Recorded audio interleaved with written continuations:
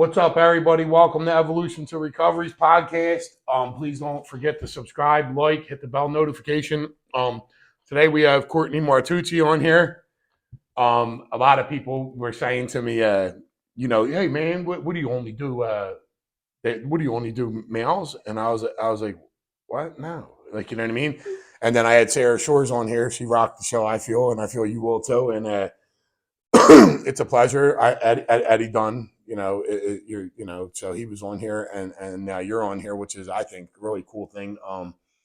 Plus, it's always great though, and thank you for coming on. I think it's great that that you're in the community and you do a lot of things, and you also work in this field, And I will say that because I do know you, but you're here to tell the people about yourself and what you believe in and what your thoughts are and how you grew up and all that kind of stuff.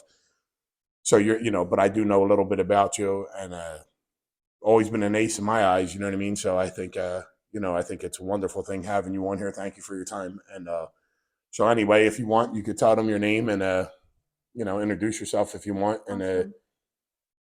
what made you want to do this, though? How do you feel about it? I don't know. I think it's cool. And thank you for having me. Yes. I feel like, Martucci. grateful and like humbled that you asked me to do this and be involved. I don't know. To be honest, it's not something that I maybe would have particularly like thought about doing or getting involved with. Just because I don't know, I've never been asked to do something like this before, but I think it's cool. I think it's cool to share a message of our experiences, of our recovery, what got us where we are today, and that it doesn't look the same for everybody, and that's all right. Yeah. I think that the whole purpose of the show is it has shit to do with me. Really, I am the host, obviously, because I started the channel, but it's really about showing that once people get sober, they can have a life. Like it ain't all like there's possibilities out there and they're endless, and people need to learn how to capitalize on them and take advice. Mm-hmm. Like I never took advice, I'm pretty sure you were like that, but yeah, and have a life like as you do, and many people that have been on the show already, and to come, a lot of people are going to be on here, and on this show though, we could talk about anything too. Mm-hmm. Like so, throughout the whole, if you want to, whatever you want to ask me something, whatever, but you could say anything. You could curse, you can, you don't have to curse. Of course, you're not probably going to try to because you're a respectable woman. Well, and I'll do my best. I think it's cool where you said that because I have this memory of like living in a recovery house, and it sounds like something so simple. But I remember there was this real young girl that came in, and she was like not even 21, I think, and she was like, well, I don't know, like, what am I supposed to do? Like, now that I'm sober, like, I can't, like, drink. Like, what about this? What about that? And I just remember somebody that lived there saying to her, like, dude, you can do anything you want. And it sounds such like a simple, easy thing to say, but I know for somebody like me who couldn't leave, like, a 6-block radius for 2 years, at least, on and off,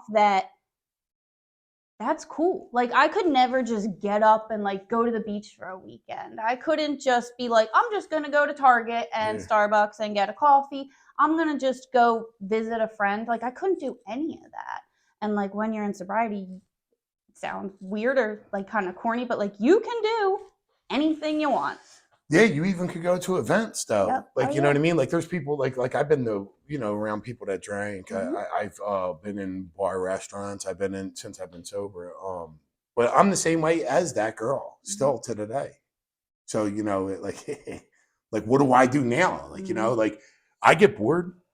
I think we all do, right? I don't know. Like I get bored. I'm like, oh shit. Like I think that's not the bad part, but the tough part is when you first get sober though, it's like, well, the only thing I know that is my life and fun and not fun and my whole life consumes around is using. So when you ain't doing it, you're like, what the fuck, dude? Yeah. Everything seems stupid. It's like, I don't want to go nowhere now. Yeah. And like, I don't know about anybody else, but I was just super awkward too when I got sober because I didn't know who I was. Yeah. And I especially didn't know who I was sober. So I didn't know how to act. And I was just like extremely awkward. Like I barely knew how to like hold conversations with people because for so long, like my conversations were so limited. So here goes a question. Here goes that shit that I was just saying. Like I want to ask you. So for the women, because there's going to be women that watch this channel and there's going to be people that see this and it's going to help people. So who is Courtney Martucci though? So what is the difference from then till now though? Yeah, a lot. That's a bit of a loaded question. You know, back then, I think the person who I am today was always there. It was just veiled with so many different layers of trauma and of just like unresolved issues that I had with myself, right? I was extremely insecure. I was extremely codependent. I was full of fear and anxiety about everything. But at that time, I wouldn't have told you that. At that time, I probably would have been like, oh, like I'm cool, I'm great. I'm Everybody good. wants to Yeah. like, everybody wants Yeah. to hang with me and be around me when in like the reality, like I didn't really have like anybody or anything of like substance in my life for a long time. I had people that wanted to be family, like longtime friends, but had to remove themselves from me, understandably. And at the time I didn't get that. I was like, how dare you, but looking back, like I get that and I respect that. But today, I think for me, and it's kind of cliche, but like one of the best parts of being a woman in recovery today is that like I'm all right with who I am. There's definitely still times we were just talking about that, like I feel awkward or like I feel uncomfortable or, I don't feel like cool enough, but it doesn't affect me really today. I know it's just like a moment, and I know that that's just my head talking to me. It's not accurate. Like I really am like okay with who I am today. I really am comfortable in most situations of just being myself and like being okay with that. And being yourself, would you say that once you get yourself out of the way a little bit in that whole thing that you went through, it's easier for you to help other people though? Oh yeah, Because I know you help absolutely. women. I know that. But out of everything you just said, I take like the reason why I know it was a loaded question because it's like, well, I could talk about a million things on Mhm. that. But well, you're a woman, that is confident and, about your shit. Mhm. So you help people over. There's a lot of things you do. Mhm.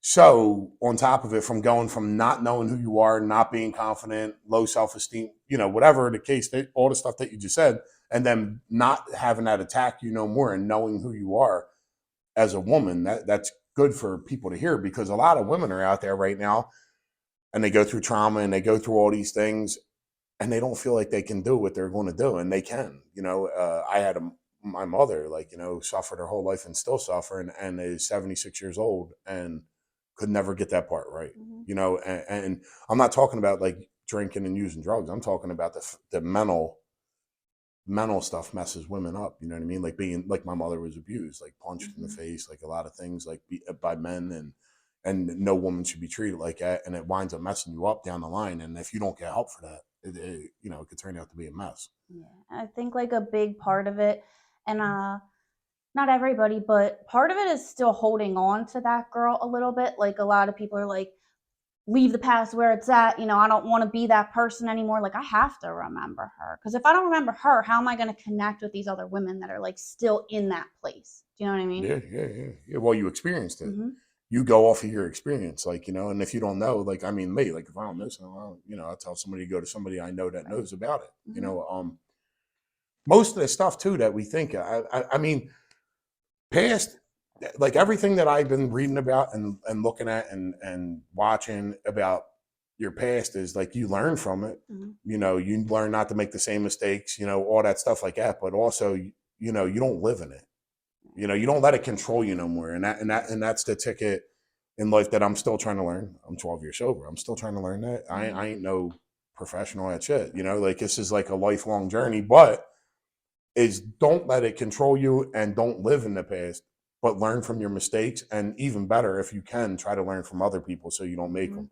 And 90% of the shit we think like that worrying, like it's only this moment, like you said, I like that because it don't even happen. Yeah. It never, and this is like scientifically proven from psychologists and all that. 90% of the stuff we worry about never even happens, Right. and it's insane. And like most of the time, we're thinking like, oh my gosh, people are looking at me. They think I'm weird. Nobody likes me. Everybody else, no one's even thinking about you. Like no one cares. And a lot of the times other people are probably thinking that same stuff too. But as you know, as people that have suffered and struggled with drug addiction, alcoholism, like our heads, and in a sense like our selfishness like makes us think like I'm the main character and everybody's thinking I'm a dork and everybody's like focused on me. Like they're not. Yeah. And sometimes when I remind myself of that, like this is just me doing this to myself. This has nothing to do with anybody else. It can kind of like bring me back down a little bit. And the truth of the matter is, when people are thinking like that, though, does it even really matter anyway? Mm-hmm. Even if they are, say they Yeah. are. Yeah. You know, like what they eat don't make me shit. You know what I Mm-hmm. mean? So it's like even maybe they, who cares? Yeah. Like what's the difference? You know, like what why does it matter what the prices of apples are in China? We're Right. living here. You know what I mean? Type shit. So I think yeah. I mean, we worry a lot though in recovery. I think that's a big part of you know, and the low self esteem part is Mm-hmm. very big too. Like feeling like we can't. Like I can't do that. That's impossible. No way. You know, and if you surround yourself around the wrong people, Right. like they say, like hang around the winners, this, that, like get around good people, nine people that are millionaires, you'll be the 10th, this, that. Mm-hmm. Like, you know, they'll tell you like, hey, oh man, that's impossible. You can't do that. You know, so you got to be around the people that are thinking positively and trying to move on with their life rather than go the other way. Like Mm-hmm. and I believe that. I strongly believe that. I try to live by example on that one. Yeah. That you know, like show people this can be done. Like I was a dirtball drug addict from Kensington Mm-hmm. and I'm not no more. You know what I mean? And so whatever. But that's me. But so what like you were I met you from being in South Philly, Mm-hmm. and then you wind up getting with a wonderful guy. You know what I mean? Because he's my friend. I mean, I can't say that bad about Eddie Dunn. Nah, but and I knew Eddie, and that's a great thing. But where did you grow up at though? Because you're not from South Philly. No, I grew up in Montgomery County in Abington. It's right outside the city. Just I don't know, stereotypical like suburban neighborhood. And I loved it out there. I had a lot of really good experiences. My mom still lives out there, but it was also where my spiral started. Um, What age did you live up there till? till I was probably about 18, and then Okay. from the time 18 on, I didn't really have like a like pinpointed place that I lived pretty much until I got sober. I bounced around for years, never really having a place that I called home. And like what's kind of weird now is like I go back to where I grew up and I visit my mom, and like my house will always like my mom's house always kind of feels like home, but when I like drive through the neighborhoods down there, or like if I have to go somewhere down there, it's almost like a weird feeling. It's almost like cuz I know it was they say in recovery, like, we're lucky because we get to live two lives. And while no, there wasn't the most damage and chaos and destruction like when I was living there, like, I know that's where the story started. So it's kind of it's like a weird feeling when I go back out there sometimes. Do you did you live with your mother and father? So growing up, I did, yeah. My parents separated. I think I was in my early 20s. So they were together. I had a very supportive and loving household and family. I have a younger brother. I have a younger sister.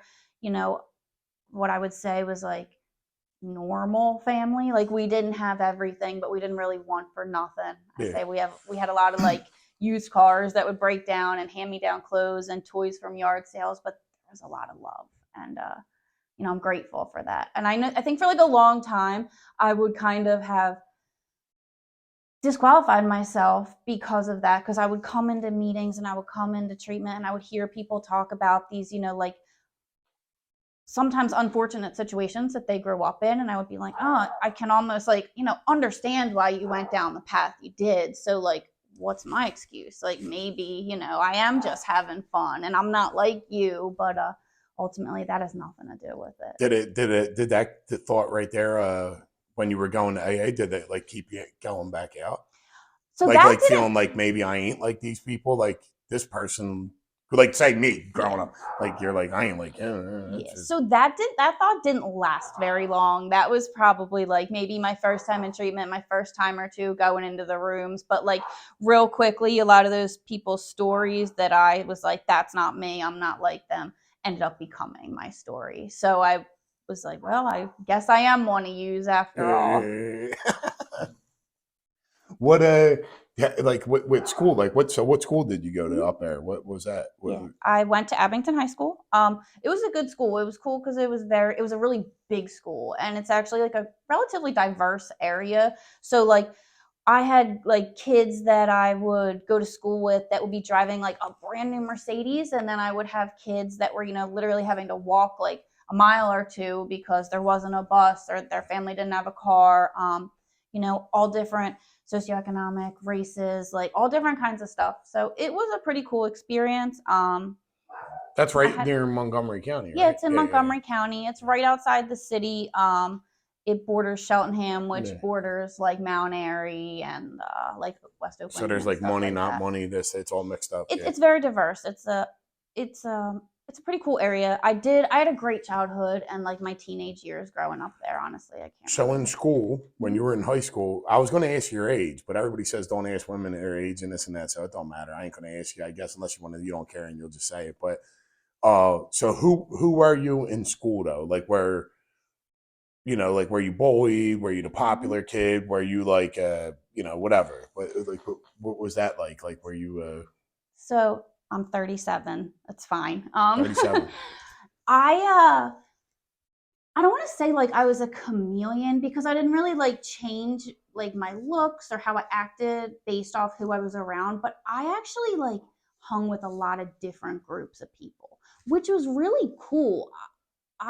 But my like main core group of friends were people that I gravitated to that wanted to like party and drink and get high the way that I did. So the cool kids Well, I guess in that's school. In based off school, of your I don't know if looking at our kind of like uh hierarchy of high school if it would have been considered like a cool group because I'm sure other groups were probably like these fucking yeah, losers yeah, like yeah. cutting class and going and smoking in the woods behind the school and like bringing water bottles with vodka in it and being trashed on first period. Like I'm sure there were plenty of people that were like not cool, but it was cool because like when I say I hung with like a lot of different kind of people, like I got in where I fit in, and I think that was kind of part of it. Like people knew that they were going to be like partying if they were hanging with us. So sometimes we would get invited to certain parties or different kind of like things because like maybe we're bringing stuff or we know people that can get a keg or like whatever it was. But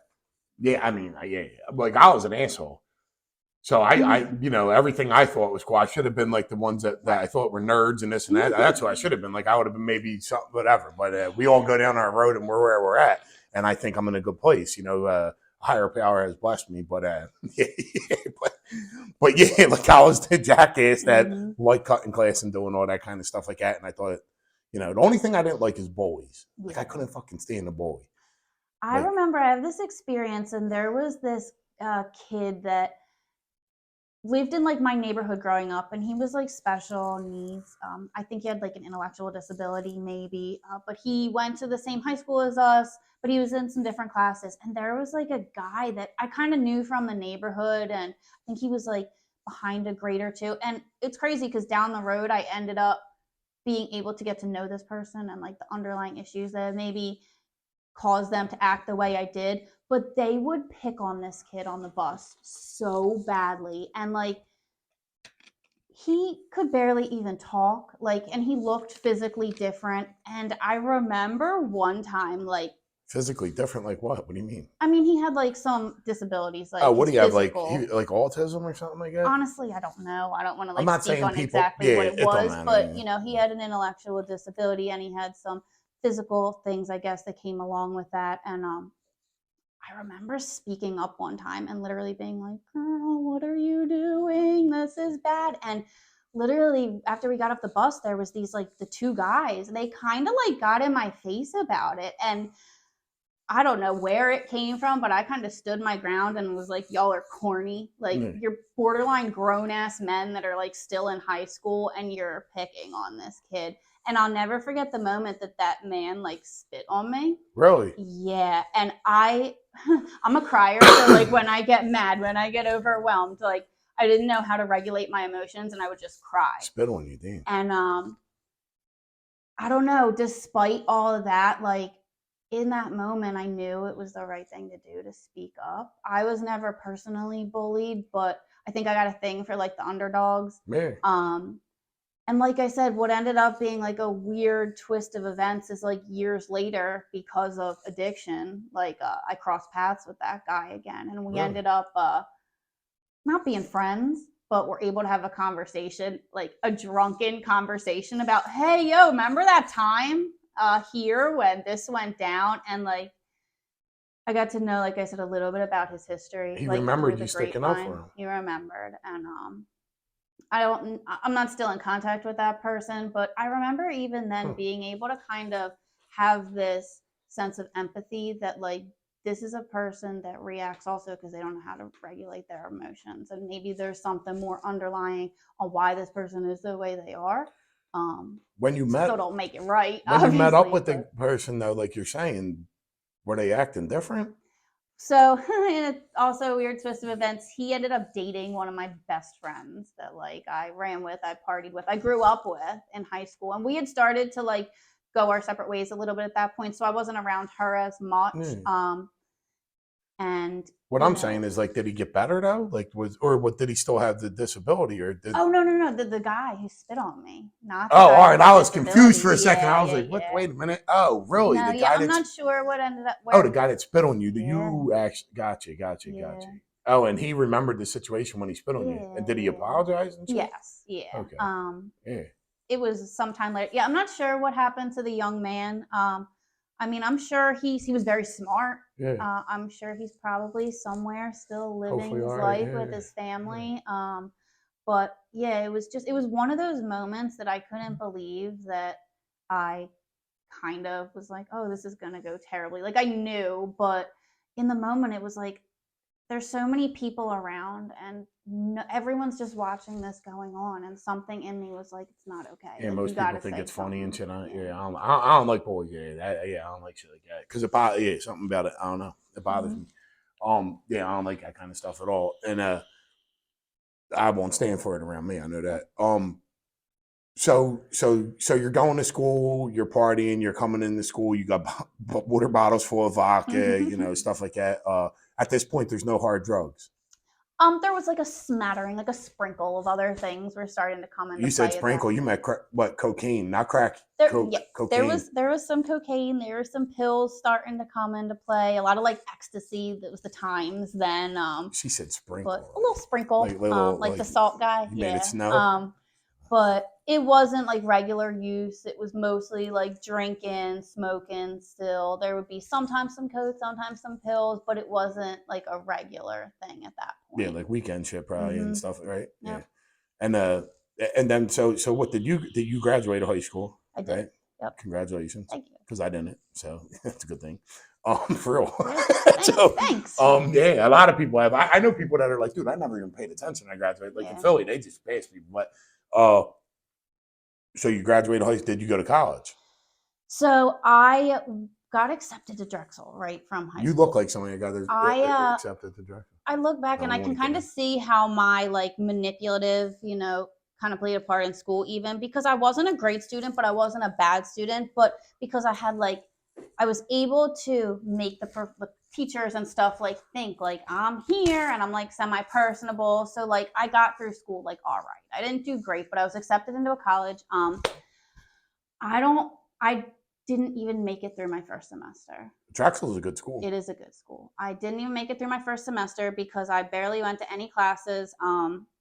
And the crazy thing is, like, most people will be like, yeah, college and parties and this and that. But, like, as crazy as it sounds and as wild as a lot of time college experiences are, they weren't really partying the way I wanted to party. Because by that point, like, some other things had started to come into play a little more regularly. And so I would just like go back to like different parts of the city and party on the weekends, or like where I was from with my friends on the weekends. And it obviously fizzled out pretty quickly. So after that is when I started getting into food service. I waitress and bartend for a long time. And that was my like, I have arrived moment, Okay. because you get paid cash money every day. It's almost like accepted to be like drinking and partying and having a good time. And I was like, yeah, this is it. I make decent money. I can kind of do what I want to do and get away with it. And like nobody's over top of me telling me I can't all the time. Yeah, bar restaurants are tough. Yeah, especially for an alcoholic addict or whatever. So you're at the bar and you're working though. So like at this point though, what do you like? So it was like probably around that time that What age pretty is this? Like probably like 2021 okay. that like opiates really started to come into Oh, it was play. opiates. I honestly, I was thinking that. That's what, like, I was about to ask you was it cocaine or whatever? Because usually bar restaurant, like, Well, that was definitely there that was also. already there. That was She's like, yeah. that was already there. Sorry, dude. Come on, let's Yeah, that was rewind there. a little bit. Yeah, But but I remember like one of my first times, like, I had like taken some perks here and there and stuff, but I didn't really like it, you honestly. know, I like was the more of perks. like a benzo. And so I had come in and I was like hung over, probably from doing coke and drinking all night, and I was just not okay. And one of the cooks was like, I have something for you in the bathroom. So I was like, all right, whatever. And that was my first experience doing a little piece of an Oxycontin. And pretty much from there, things escalated quickly, we'll say. Okay. Yeah. So you got caught in the OxyContin Yep. That whole, epidemic. Yeah. yeah. Yeah, me Yeah. too. Yeah. Yeah. Yeah, it's one of the loves of my life. Same. Yes. Like Same. I'll never forget an OxyContin OC80, But Mm-hmm. anyway, it always lied to me. I remember. Yeah. Well, it always lied to me though. Every drug I ever did lied to me though. So it was like all false hope. It Yeah. lied to me and then left me in the dark. Like, Yeah. it was like that's how I look at it. Yeah. It sounds sick, but it's fucked up. And so then you're on these oxys and what like so. Yeah, like so if it ain't that bad though, like me, when it wasn't bad, like I was having fun. I was getting high on drugs, but Yeah. then when it turned, It turns. yeah. It's like a 90-degree sharp turn. Yeah. Yeah, I held out for a while. She Still. changed her demeanor and all when we talked about oxy. She sat up. She was like, "Yeah, Yeah. yeah, it's a tough Palms are drug." sweating. Yeah, mine been. Yeah, I held out for a while. Like at this point, a lot of my friends, after like a year or two or even less, a lot of my friends switched over to heroin. And I held out for a while on oxys and like perk 30s and stuff, still having kind of this air of superiority, like I would never do heroin until like a lot of people's, I think, experiences, they stopped making the oxys, right? And or they stopped making them the way we wanted them to make them. They made them as gel, Yeah, like time released or whatever. Yeah. And it got to that point and things weren't going great, and I didn't have money like that. And like a lot of people's story, it was just cheaper, it was just easier, and it was more bang for your buck. Yeah. Well, yeah, it was definitely expensive, and it was hard to keep a habit on OxyContin. Mm-hmm. At one point I was up to like 20/80s a day, so yeah, it was hard. But yeah, and then I had a habit so bad for me that when I tried heroin, it didn't even work. Even touch it. It didn't even work. I was like, this is garbage. Who would even do this? These are idiots and this and that. Then I wind up like not having money like that, and the habit of the oxys went down, and then I tried and I was like, whoa, and yeah, I got jammed up that way. That's how, and then I was like, I'll just do this. Yeah. So I got it. So then now you're on heroin. Now what? So now I'm on heroin, but if we go back like just a smidge before that, and I always like, if you're doing anything illegal, don't do it with me or around me because I get caught. It never fails. So somewhere down the line, I got my first DUI literally like a week after I turned 21. It was funny because when you were talking to Eddie, you were like, "Oh, how's Court gonna get here?" That's what a lot of people think because I didn't drive for 12 years. Pennsylvania took my driver's license away because I kept getting DUIs, and then I just kept driving anyway. I remember you weren't driving. That's why I just got it back last year, and it was a crazy thing because I actually did it like honestly. Like I did not drive since I've been sober, so like almost 8 years. I was the mascot for SEPTA and Uber and Lyft, and just I got a little scooter, but I am now, so I'm very grateful about that. But I started getting in a lot of trouble, right? So like by the time I already started doing heroin, I was already on probation in a couple of different counties. And like once you get to that point, and if you're the type of addict I am, like there's no just stopping. The only stopping is if like I'm kind of forced to, right? Like I got to go to jail again or so. Just constantly violating probation. I'm constantly going in and out of jail and treatment at this point. And What? So you've been to jail, like jail? Yeah. Like not you've been to I've never been to prison, like a okay state prison, but I've done my fair county. tours in Montgomery County, Yeah, RCF, George W. yeah, Hill. really. Yeah. Oh shit. Yeah. Yeah. So you know about a chiche. Oh, I know about a Chi-Chi. Yeah, I Yeah. know about a Making the chiche. birthday cakes and Yeah, everything. making the Yeah. birthday cakes and everything. They're making birthday cakes in women prisons. You know what I mean? We don't say shit like that in jail. Don't Like, act like yeah. yous weren't making honey bun peanut butter Yeah, cakes we do all too. kinds of dumb shit. We just don't call them birthday cakes though. People will get all crazy. You get beat the fuck up in jail over that shit. But nah.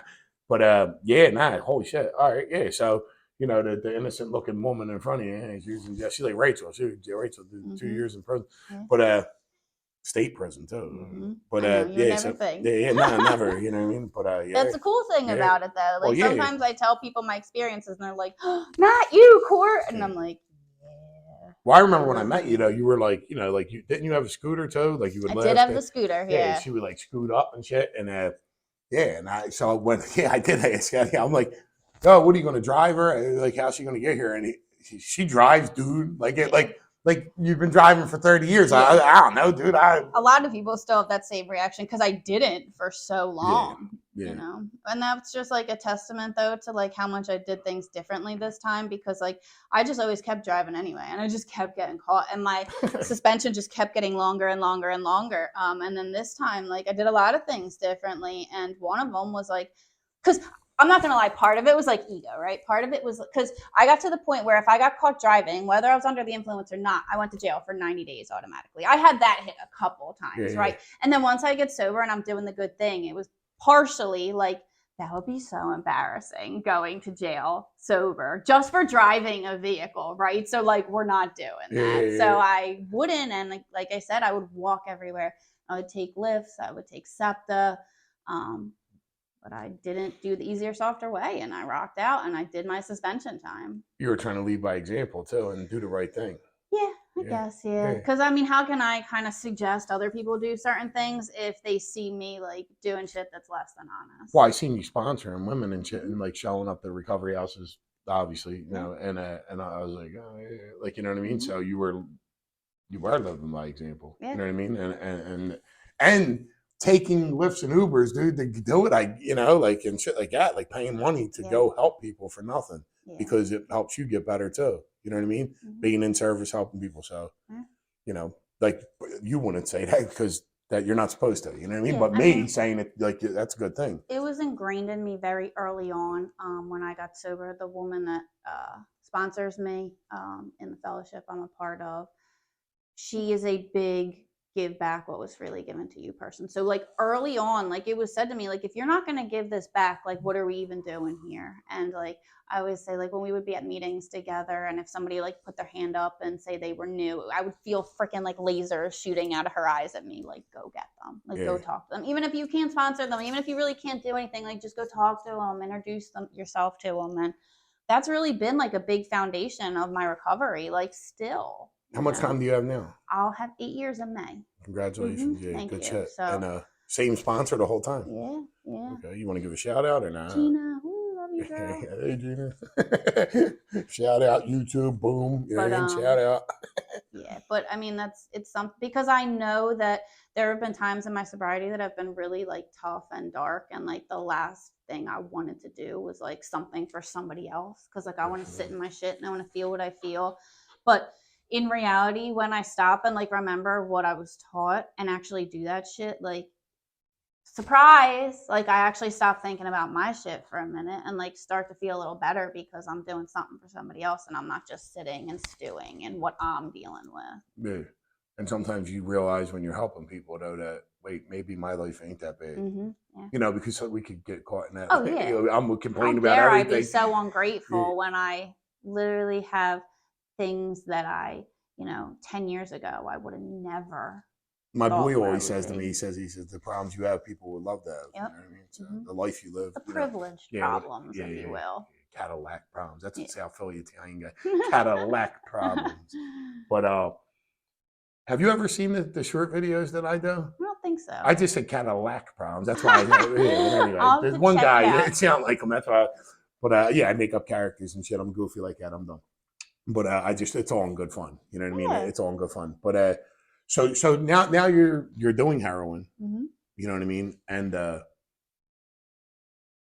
when did you say to yourself, like, holy shit, dude, I got a fucking problem? Like, I know you're talking about jail and you've been to rehab and all that, but like, so when were you like, this is a serious problem. Like, I got to kind of like do something about this. Well, I mean, I had known that it was a problem for a while. You know, jail's a problem, going to treatment regular is a problem. My family and people I was friends with not talking to me, problem. Finding myself like street level homeless for periods of time, like You a were homeless? problem. You were homeless? Really? Yeah, but I in a weird way, Sorry to hear that, because it is fucked up when somebody's yeah. like, I was home. Yeah. Just like anything else, like I remember being like, I could never go to jail. I wouldn't make it in jail. And then you adapt. And always thinking like I could never live on the streets. And then you adapt. Like human beings are, you know. It scared the shit out of me. Yeah. Being homeless. Yeah. Like homeless, I'm saying as an adult on drugs. Yeah. When I was a kid, I was homeless. Mm-hmm. But I'm saying like. I remember Eddie's told me about that. But what I'm saying is like being messed up and being homeless, like Mm-hmm. I'm going to treatment. Yeah. You know what I mean? Like I'm not staying here at all. I'm going to treatment. Like I don't want to live like this. You know what I mean? But so you were homeless and yeah, I wasn't. I was a little bit of the opposite way. Like, were you frightened at all out there? Or like... No, and that is so. What the fuck? Because like now I look back and I'm like, oh my god, what? Like I can't believe that, right? Because some of the way I was living and the situations that I was putting myself in are like horrific, and you know, I came to this place of a kind of acceptance, though, right? That like I remember believing that I never really had a problem with like a God. Like I don't know, I just didn't. And believing that like God makes different paths for different people, and some people are teachers, and some people are like electricians, and then some people are homeless addicts on Kensington Avenue, and like maybe that's just the path that like God chose for me, and there's nothing really I can do about it, and I'm gonna be like this, and I'm gonna die like this, and I kind of just had this acceptance, and like I would go to treatments when the scorecard read 0, like I would get picked up by the warrant unit, or I'd go to jail, or you know, when things really got that bad. I started getting a lot of health issues when I was out there because I'm an asthmatic. So like smoking crack doesn't Where go were you great homeless with at? asthma. In Kensington. Were you? Mm-hmm. Really? Also in Chester for a while really? too. Yeah. Okay. So like when my health would start getting real bad and my breathing would be like terrible is when I would go into the hospital or go to treatment sometimes. Mm-hmm. And what was that, from smoking crack and shit again? I mean, I was an asthmatic, so like, yeah, smoking crack didn't really help. Yeah. Or, you know, even doing heroin, which causes a lot of respiratory depressions and everything to slow down. So, you know, I would constantly have pneumonia. I would constantly have like upper respiratory infections, and I was constantly just going in and out of the hospital to get like breathing treatments. And I would be like homeless, and I would have like 5 different inhalers, and I'd just be like walking down the aisle like, really? Dude, wow. What is the matter? Would you take a hit and like afterwards, like let me get it in the hour, and then sometimes probably. Yeah. I'm only kidding though, but yeah, you do whatever. You're just getting high. You know what I mean? It is what it is. I quick question. Just throwing it out there.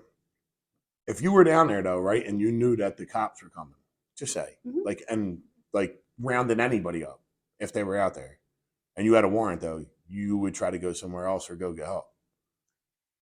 You know what I'm saying? Like if you knew though that they were like just grabbing anybody. Yeah, I wasn't. I would still probably have stayed out there. Like I'm risking it.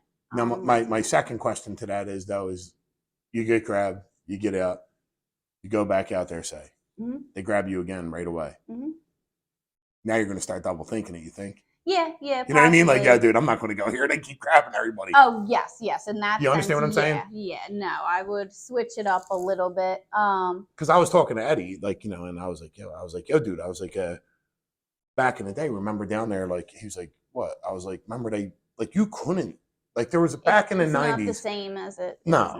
No. Back in it was all like a lot of Spanish people, and they were selling drugs everywhere. And what the cops would do, they would tell you, like, the drug dealers, they weren't on drugs selling drugs. They were just selling drugs. Like, they would smoke, like, take Xanax, shit like that, but they weren't about, like, doing, like, hard drugs. Right. And they would tell them, if we come back around here because they're selling drugs and we see you here, or even, like, people buying drugs, they were like, if we see you here again, we're going to, you know, they lock them up for loitering. And they would come back around, lock them up. I don't think like people getting a like probation and shit for loitering. Yeah. I don't think that's the right way. I'm not saying that. But what I am saying is if they got grabbed for loitering and there was an option to get them help while they're stuck in somewhere for 3 days or whatever the case may be. Yeah. You know? I don't know if that was it's funny because it goes full circle. Like there's a lot of programs and stuff now that actually one that like I've worked for that in those kinds of situations they do offer you help instead of like locking you up. And I'm always like, dang, why wasn't this stuff around when I was out there? Because I always just went straight to jail, do not collect $200. Like there wasn't usually, if I'm getting picked up, there's not usually an option to go to treatment at that point because I probably have warrants in a couple of different counties and like they're coming to get me. They're not. I have at my very last time when I was in treatment and first time, and maybe that's why I turned myself in. And when I tell you, they like teleported from the probation office to the treatment center to come get me. They were like, oh no, we're not playing with you. But yeah, I called and I told them where I was and I knew it was like time to face the music. I just didn't want to do it anymore. I was just exhausted, that was the last time, and and you've been sober since. Yeah. So. Yeah. Have you ever suffered from mental health issues? So I don't. Like, what's your thought? Like, because there's a lot of people we're talking about out there, and like, Absolutely. and even you yourself, but like, there's a lot of people with mental health issues. Yeah. From I have. I think I've never like been diagnosed. I mean, I think like in treatment a couple times they've been like, oh, this, that, and the other thing, and I look at that now and I'm like, dude, how could you really diagnose me properly after we've talked for like 20 minutes and then you just put me on an whatever. No, you're right But though. Yeah, they like in 30 days even like that. Who knows? I've like done. you change after 30 days. Right, like, your brain chemistry is all off. I have done therapy. I've done counseling. I struggle sometimes even still with like anxiety. But I work in mental health and I definitely think it's something that just society and the system in general are lacking in supports for. Because I really think there's a lot more people that are co-occurring than they let on to be that would benefit so much more from like a more holistic approach at treatment, further substance use, further physical health, further mental health, all is one. Well, they put substance abuse first, mental health second. So like if you were an alcoholic addict or whatever and wanted to just go away from mental health after you got sober, they would give you a hard time. I mean, you know what I'm saying? Like a one-time use, they're saying. Yeah. They don't even want to let people in treatment for it's a one-time use. Can't you just no? Yeah. You know what I'm saying? Like if somebody's family don't want them living with them, like you know what I mean? Like why would like say like even in a recovery house community and this and that anywhere, not mine, anywhere. Why would you want that person that just used around other people that are getting so no, you know what I mean? And that's the fucked up part. But if they have mental health, they should be able to go away right away. Yeah. Like that's serious shit. And there's a lot of people like that got messed up, like say a vet to say. Yeah. And he was in Afghanistan or Iraq and he gets sober, he got hurt, he got on drugs. All right, now he's sober though, but now he's like going like yes, they can go to the VA. I know that, but maybe they need something a little different than the VA. Yeah. Or maybe the VA needs to do a little something different to help their people in the VA. And VA people, like, they might get a little mad by hearing that because we support. I'm not trying to. Maybe I'm talking uneducated about it. I will say that because I had a guy comment one time on something I said, and I think I was wrong, so I said sorry to him because he served this country for the freedom that we walk on. You know what I mean? And we walk around, we don't even think about it, but there are men and women that die for this country that actually keep our freedom. So I felt bad and I said sorry, but I just think that if a person needs to get help, they should be able to get into treatment right away. I don't think there should be an assessment center in Philadelphia. There should be. I'm saying like more assessment. Well, you know what I'm saying. I think somebody should be able to get assessed right on the phone, like Montgomery County, Bucks County, Delaware County does. They assess them right on the phone, and they could get right into treatment, and the treatment center will pick them up. Yeah. But in Philadelphia, you got to sit there and wait. I'm not trying to get sick, so a lot of people break down and they leave before the miracle can happen. Of like you said, how you said I went and I mean, you went and you ain't used since, but you lasted through it. But I mean, I definitely get that. And going back, we were talking about, I can't really speak on the VA. I work with them occasionally, or we make referrals there. But I come from like a military background family. My mental health work that I do now, we do encounter a lot of vets. And whether it's somebody that's a veteran, whether it's just anyone that's suffering with mental health, like we need more help. We need more resources. It's so hard to get somebody help and support for mental health. But for the substance use side of it, yeah, it's definitely tough. But I think, and we were kind of talking about it before, I don't think it's right, but I think a big problem now is with like the drug supply that's out there and the wounds that are coming from um, the using of these drugs. Like it becomes a different level of care that not all treatment centers are equipped to handle. So there's a listen, I don't know the answer. I'm just like a somebody that's just doing their small little part to try and help and make a difference out there. Your opinion matters, I though. don't know what the solution is. I don't know if like hospitals need to start assessing, cleaning, making quick referrals into treatment. I don't know. I don't know if it just needs to be over the phone and then you figure it out when you get there. Well, There's a lot of stuff. I mean, I think this. I think wound care is fine. Yeah. What I think is that a medical professional should do that. That's why people go to college. And like, I just put a Facebook thing and YouTube thing up about this because it kind of pissed me off. I'm not talking about anybody. I'm not trying to ruffle feathers or get people mad at me. I'm not. But what I am saying is there's doctors and people that go to school for nursing and all this stuff. I think a medical professional should be doing it. And that is why there is hospitals. And I don't think it should be allowed that the hospitals turn people away. Right.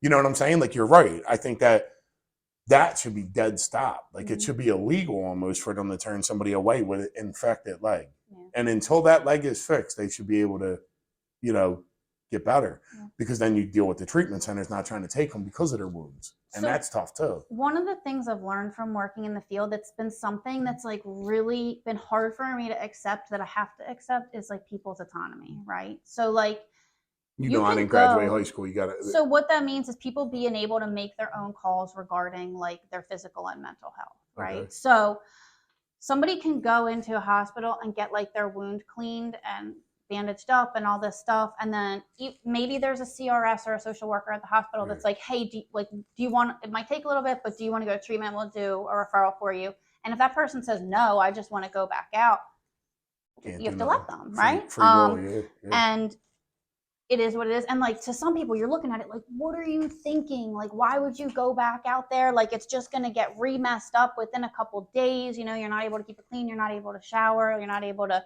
get it rewrapped like when you should. But ultimately, like, it's the person's decision what they do, I think that's why that thing of like not being able to, when you don't have nowhere to go, you start thinking different. Mm-hmm. Even on drugs, it don't matter. You know what I'm saying? So like, if there's nowhere for people to go like that, they only could go and have a choice to get help. Mm-hmm. I think I don't know. I don't know the answers either. I mean, these are my opinions. I think my opinion is valuable, and to me, and I think you're in the medical field, so I think being on the right now talking about it, I think you're very qualified if you're in the medical field. So why? I'm not in the medical field. I'm a social worker. But you still. Yeah, I mean, you are though. I'm not a medical professional. Please don't. Listen, no. Well, I'm not saying that. I'm saying you're in the medical field. Mm-hmm. Then you're a social worker, but you see the way medical professionals work. You see how the police work. Yeah. You know what I mean, to help these people, because that is a thing. Mm-hmm. So it ain't like cops just trying to lock people up, but there is also laws.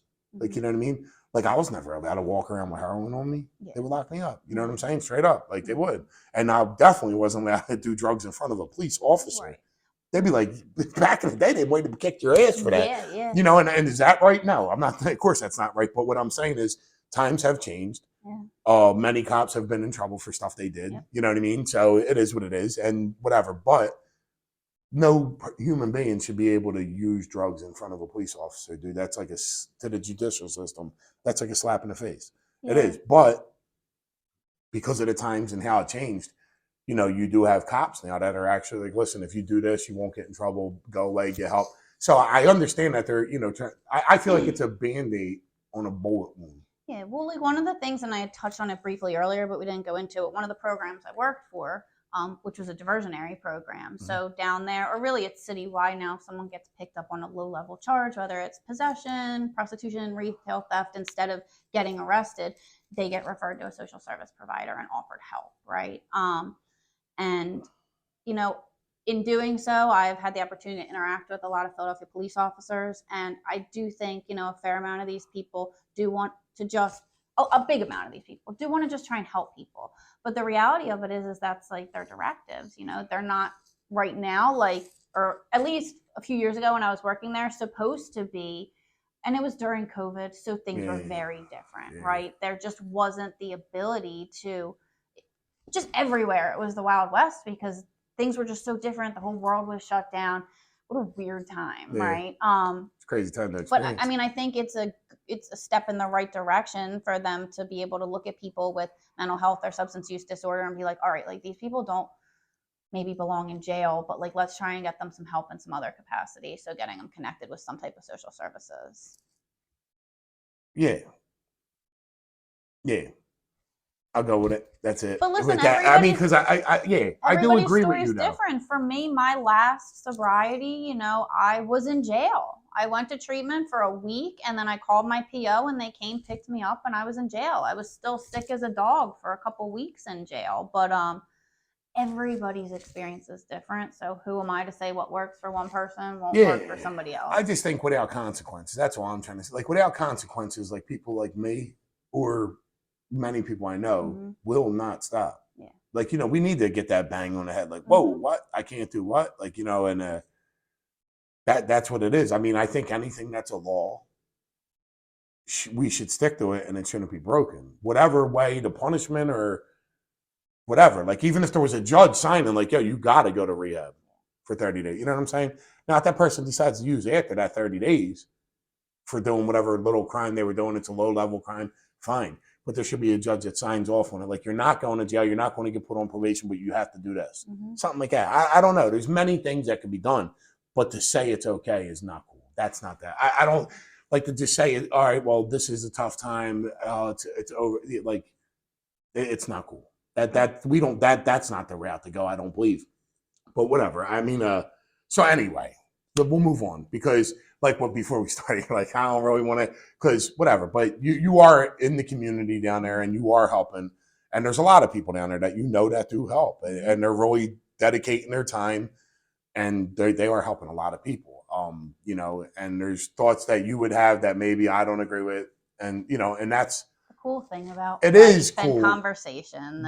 The only thing I could say is this, that I don't think is cool is that, like, I can't be mad at you for having an opinion, and you can't be mad at me for having one. We could talk, and then we'll be cool after it. The problem I see happening nowadays, if somebody don't believe in something somebody else believes in, they get pissed off. Yeah, there's no conversation. It's just confrontation. And it can't be that way. That's because then you get nowhere because there might be something that you can, like, I could maybe help you with one, or you could help me, or two different people that do two different things can join together and do it's something. A big problem, I think, like in recovery or just in life, but that I have also seen crossover into the recovery community is that, like, that kind of stuff is not supposed to come in between, like, our primary purpose, which is like getting and staying sober and helping other people. But sometimes, people's mindsets, if they know somebody supports one thing or if they say one thing, like, they're not going to associate with that person or they don't want, anything to do with that group of people, when in reality, like, it's irrelevant as who we are as human beings. Like, are you going to treat someone with love and kindness and respect? Well, I don't really care if you have green wings then. You know what I mean? Like, to me, I just think, like, the main thing is, like, despite what you think, what you believe, and we need to help each other. And not just in recovery, just in life, but some of these issues, like, cloud people from maybe being able to interact or engage with people that they would otherwise. Yes, I agree with you. I definitely agree with you on that big time. Even in what I do, like you were talking about your field, what I do, like, nobody wants to communicate. And nobody wants. You have a tough gig, let me tell you. I can't even imagine. And nobody wants it. Nobody wants to communicate. And two, there's a lot of people out there that ain't doing what they're doing. So when a person's sitting back, like, for instance, all the work that you're doing and the people you work with, I'm not going to say their name because I don't know if they even, but people I know, all the work you're doing, and then finally they go to treatment and they're doing good, right? Follow me on this. And then they get, because I'm about to ask you about where you're in a recovery house and all that. That's why, like, you know what I mean? There's questions right here, so I got to keep track. All the work you do, it's like a slap in the face for somebody to say, yo, I have a recovery house and have no structure, no rules. They're not making sure anybody's doing nothing. They don't even have urines.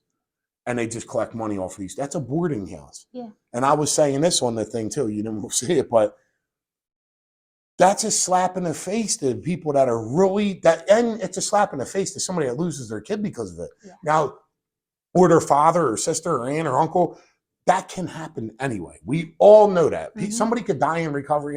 That can happen. It just is the reality. People could die on the sidewalk too, or anywhere. But it's a slap in the face to all these people that are trying to help when you're lying. You could say anything, but the proof is in the pudding. There's a lot of people out here, dude, that are just not, they just got boarding houses. Yeah. And that's not cool, man. I mean, listen, sure, if that's what you want to have, if you want to have a house you rent rooms out of, fine, but don't call it a recovery house. Thank you. I'm a firm believer. I've lived in a lot of different recovery houses and sober living. And for me, I needed that structure. I needed to be held accountable. I needed to know that if you mess up and you don't follow the rules, like, you're out, and you're more than welcome. Feel free. Go do what you want to do, but you're not going to do it here. Yeah. For me, I needed that, right? And the recovery house that I went through, I got sober in Bucks County, was strict. And I'm grateful for that, right? I'm grateful that, at a few months sober, when I thought I was doing good, I would still get put on blackout. I'm grateful that if I fell behind on my rent, they were like, yo, you owe us like this little bit more each week to catch up. Like, I had to be held accountable. And it taught me a lot of things. It taught me how to be an adult human being, because, like, when I first came in there, I didn't know how to work the fucking washing machine there. I didn't know how to make, I made my bed from being in jail. You kind of got to, but cleaning up in the bath, or like certain things that taught me how to live again. Responsibility. Yeah. So I tell people in my program all the time, these recovery houses, dude, they're not an AA meeting or, you know what I'm saying? This is where it's called a recovery house, because you come here to live here while you are recovering, and how you recover is getting a sponsor and going through the steps. Now, what we do on Fridays is I talk to them about goals, writing them down, responsibility, like you're talking about, cleaning up. Yeah, like stuff like that. The program is the blue book or the NA or whatever. Like that, they're the books that when you get a sponsor, they take you through it so you can understand what attacks you and how you can be a better person. Yeah. And you believe in something outside of yourself. But a recovery house, pretty much, that's it's a boarding house. So you go there and you're like, you got you know though that you ain't willing to do shit. So you're going there because you're like, and then you get there and men do what they have to do, women do what they have to do. Boys and girls do what they want to do. Yeah. You get there, you're not going to like everything, but you do it because you know that your life is in jeopardy and you want to change. If that's not there, and Billy's getting high over here, and you're going to get high. There's nobody to watch, nothing's, and it's life-threatening. It's life-threatening, and what I experienced throughout all this time is that people, there's people that think competition in this, it's all bullshit. Because really, we're all doing this. If you're doing it for the right reasons, and you're trying to help people. But there's people out there that just won't, they're like, oh, well, I'll stay in my lane. Well, I'll send them here. Whoa, wait a minute. People have all this shit to say, but don't say nothing at all. And I've been at the point to where I feel obligated almost to put them on blast. But then it looks like I'm being a hater.